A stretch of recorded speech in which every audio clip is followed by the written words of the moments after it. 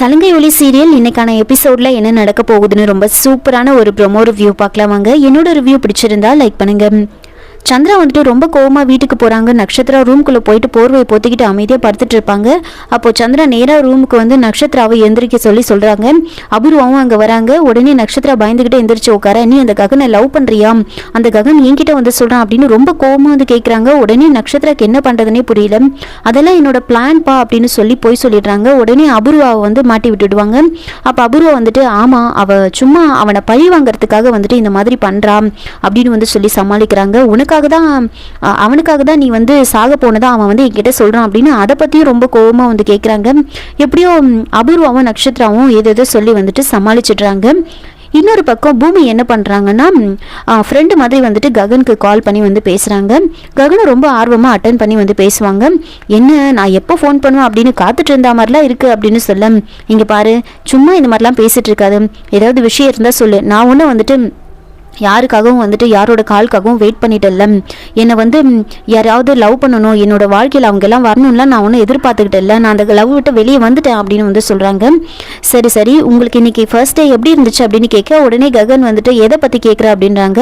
இன்னைக்கு நீங்கள் பூமியா ஃபர்ஸ்ட் டே வந்துட்டு ஜாப்ல வந்து சேர்த்துக்கிட்டீங்கல்ல, அதை தான் கேட்டேன், அவள் வந்து உங்கள் மேலே விழுந்துட்டாலாமே, எப்படி இருந்துச்சு அந்த எக்ஸ்பீரியன்ஸ் அப்படின்லாம் கேட்க, ககன் வந்துட்டு அதையும் சொல்லிட்டாளா அப்படின்னு வந்து கேட்குறாங்க. ஆமாம் எல்லாமே சொல்லிடுவா அப்படின்னு சொல்ல, உங்களுக்கு எப்படி இருந்துச்சு, திரும்பவும் உங்க மேல விழணும் போல இருந்துச்சா, அவளுக்கு எப்படி இருந்துச்சுன்னு தெரியல அப்படின்னு சொல்றாங்க. அவளுக்கும் அப்படி தோணுச்சா என்ன அப்படின்னு சொல்ல, உங்ககிட்ட அப்படி சொன்னாலா அப்படின்னு ரொம்ப ஆர்வமா வந்துட்டு ககன் வந்து கேட்குறாங்க. உடனே பூமி வந்துட்டு இவ்வளோ ஆர்வமா கேட்குறீங்க பார்த்தீங்களா, இதுதான் லவ்னு சொல்றது, ஒரு விஷயம் திரும்பவும் நடக்கணும்னு நீங்க கேட்குறீங்க பார்த்தீங்களா அப்படின்னு சொல்ல, நான் ஒன்றும் அப்படிலாம் நினைக்கல, என்ன எதுக்காக கால் பண்ண அதை மட்டும் சொல்லிட்டு ஃபோனை வை அப்படின்னு சொல்றாங்க. அதுக்கப்புறமா பூமி வந்துட்டு சரி டென்ஷன் ஆகாதீங்க, நாளைக்கு வந்து அவளுக்கு லீவ் வேணுமா, அதை கேட்கறதுக்காக தான் பண்ண அப்படின்னு சொல்ல, எதுக்காக அப்படின்னு கேட்குறாங்க. இந்த மாதிரி சந்திரா சார் வந்துட்டு அவளை வந்து தத்தெடுக்க போறாங்க அப்படின்னு சொன்னதுமே, அப்படியா அப்ப இனிமே ஆஃபீஸ்க்கே வர வேண்டாம், நாளைக்கு அவள் லீவ் எடுத்து அந்த மாதிரி தத்தெடுக்கிற விஷயம் ஒன்று நடந்துச்சுன்னா இனிமேல் அவளுக்கு ஆஃபீஸில் இடமே கிடையாது, பெர்மனெண்ட்டாக லீவ் எடுத்துக்க சொல்லு, வேணும்னா அவங்களோட ஆஃபீஸ்க்கே போக சொல்லு, அவளுக்கு என்னோட ஆஃபீஸில் இடம் கிடையாது அப்படின்னு வந்து சொல்கிறாங்க. என்ன பாஸ் இதெல்லாம் ரொம்ப தப்பு பண்ணுறீங்க, அவர் தத்தெடுக்கிறதுக்காக நீங்கள் அவளை வந்து ஒதுக்கிறது ரொம்ப தப்பு அப்படின்னு சொல்ல, ஆமாம் அந்த சரத் சந்திரானால எனக்கு சுத்தமாக பிடிக்காது, அவங்க வந்து என்னோட எதிரி, அவங்களோட பொண்ணா வந்துட்டு தத்தெடுக்க போகிறாங்கன்னா நான் எப்படி ஏற்றுக்க முடியும், அதனால என்னால் ஆஃபீஸ்ல எல்லாம் பூமியை சேர்த்துக்க முடியாது, இனிமே வர வேண்டான்னு சொல்லிடு அப்படின்னு வந்து சொல்ல, இது என்ன நியாயம், நீங்க ரொம்ப பண்றீங்க, அவளுக்கு வந்து அப்பா கிடையாது, அந்த அன்பு அவர்கிட்ட கிடைச்சிருக்கு, அவரை தத்தெடுக்க போறாரு, எதுக்காக நீங்க இப்படியெல்லாம் வந்து பண்றீங்க அப்படின்னு வந்துட்டு பூமி எவ்வளவோ ககன் கிட்ட ஆர்கியூ பண்ண, என்ன கன்வின்ஸ் பண்ண ட்ரை பண்ணாத, உன் ஃப்ரெண்டு கிட்ட சொல்லிடு, நாளைக்கு அப்படி லீவ் எடுத்துக்கிட்டு அவங்க தத்தெடுக்க போறாங்க அப்படின்னா இதோட ஆஃபீஸ்க்கே வரக்கூடாது அப்படின்னு வந்து சொல்றாங்க.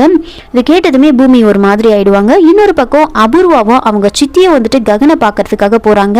நடுவழியில ககனோட காரை நிறுத்தி ககன் கிட்ட வந்து பேசுறாங்க.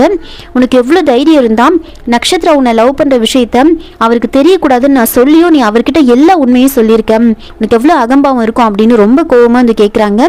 உடனே ககன் வந்துட்டு இங்க பாருங்க, தேவையில்லாம என்ன வந்து தொந்தரவு பண்ற வேலை வச்சுக்காதீங்க, உங்கள் பொண்ணு இன்னொரு முறை என்னோட வழியில் வந்தால் கண்டிப்பாக இன்னொரு முறை வீடியோ எடுத்து உன்னோட வீட்டுக்காரருக்கே நான் அனுப்பி வச்சிருவேன் அப்படின்னு வந்து சொல்கிறாங்க. உடனே அபூர்வா இன்னும் கோவமாகறாங்க. என்ன நீ இப்படியெல்லாம் பேசுகிற அப்படின்னு சொல்ல, ஆமாம் உங்கள் பொண்ணை நீங்கள் கண்ட்ரோலில் வச்சுக்கோங்க, ஒரு நாளும் உங்கள் பொண்ணை நான் கல்யாணம் பண்ணிக்க மாட்டேன், என்னோட அம்மாவும் அதுக்கு சம்மதிக்க மாட்டாங்க, ஏதோ ஒன்று சொல்லி எங்கள் அம்மா சம்மதிச்சுட்டு தான் நீங்கள் வந்து சொல்லிட்டு இருக்கீங்களே, கண்டிப்பாக ஒரு நாளும் இந்த கல்யாணத்துக்கு அவங்க சம்மதிக்க மாட்டாங்க, நானும் கல்யாணம் பண்ணிக்க மாட்டேன், உங்கள் பொண்ணை கண்ட்ரோலில் வச்சுக்கோங்க, அதையும் மீறி உங்கள் பொண்ணு வந்து என்னை டார்ச்சர் பண்ணால் கண்டிப்பாக நான் வீடியோ எடுத்து அதை உங்க வீட்டுக்காரருக்கு அனுப்பிடுவேன் அப்படின்னு சொல்ல, என்னடி இப்படியெல்லாம் பேசிட்டு இருக்க, அப்படி பண்ணலன்னா என்ன பண்ணுவ நீ அப்படின்னு ரொம்ப கோவமா கேட்க, அப்போ ககன் வந்து அமைதியா சிரிச்சுட்டு அங்கிருந்து போறாங்க. இந்த சிரிப்புக்கு என்ன அர்த்தம்னு தெரியல அப்படின்னு அபூர்வா வந்து கேட்க, அமைதியா வந்துட்டு ககன் சிரிச்சுட்டு கார் எடுத்துட்டு அங்கிருந்து வந்து போயிடுறாங்க. இதோட இந்த ப்ரோமோ வந்து முடிச்சிருக்காங்க. என்னோட ரிவ்யூ பிடிச்சிருந்தா லைக் பண்ணுங்க, மறக்காம சப்ஸ்கிரைப் பண்ணுங்க. தேங்க்யூ.